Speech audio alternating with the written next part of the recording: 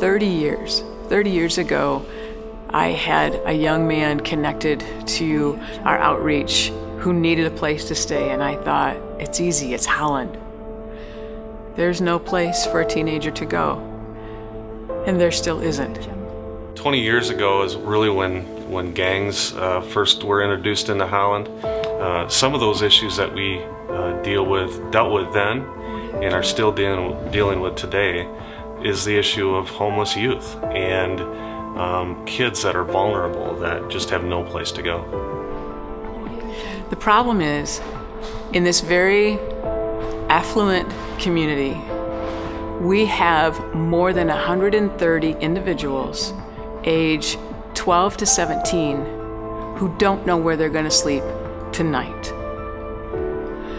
Because of that, they're having to find different ways to be able to find that safe place. Some of them are on a park bench.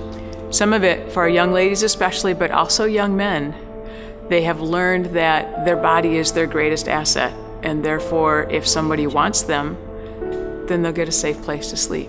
When we talk about the fact that more than 90% of the young ladies that have come to us for some kind of housing assistance are victims of sexual trafficking.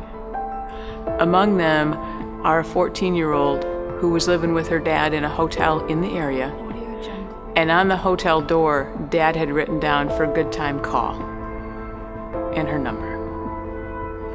Among those are another young lady whose mom chose a drug dealer boyfriend who shows up with his friends. Hey, here's my daughter.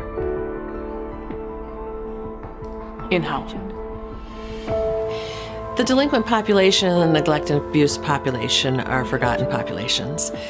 Literally, the staff at the Department of Health and Human Services have called all over the state, made hundreds of calls with the child, the teenager sitting in their office, trying to find a safe place for this child.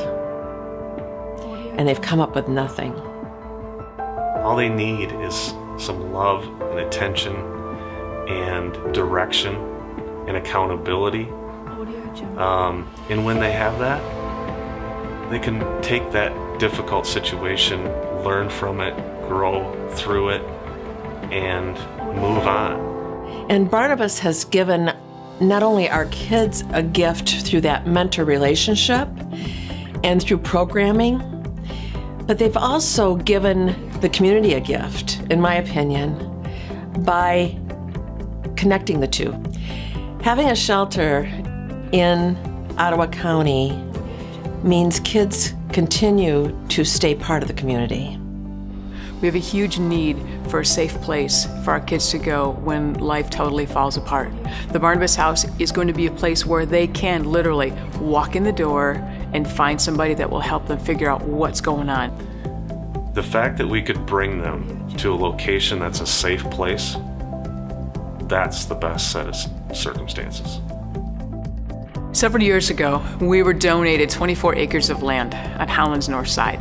We have raised over $1.8 million to be able to turn a cornfield into a place that's ready for a house to be built. We need another $1.2 million to be able to build the house entirely in cash, not have to have any kind of financing or anything like that, and to be able to actually have that structure there. Once the Barnabas House is built, it gives us options. It gives us options to not criminalize a child's behavior. It gives us options of reuniting families without bringing them into detention or the court system. It gives us options to share with kids what life can look like. This is what I've seen with Barnabas, is consistency over 20 years. When you've got a track record of 20 years of serving kids, you don't have to worry about how you're going to serve kids 20 years from now. It's going to be that consistency that's going to continue through. There's obviously the financial need right now to build the house. Right now, we have a couple of options. One is text to give. Text the word Barnabas to 20222. They can go online. There's a link to a very secure giving site online. They can get a hold of us in the office. Basically, they can give us a call and become involved in a number of different ways.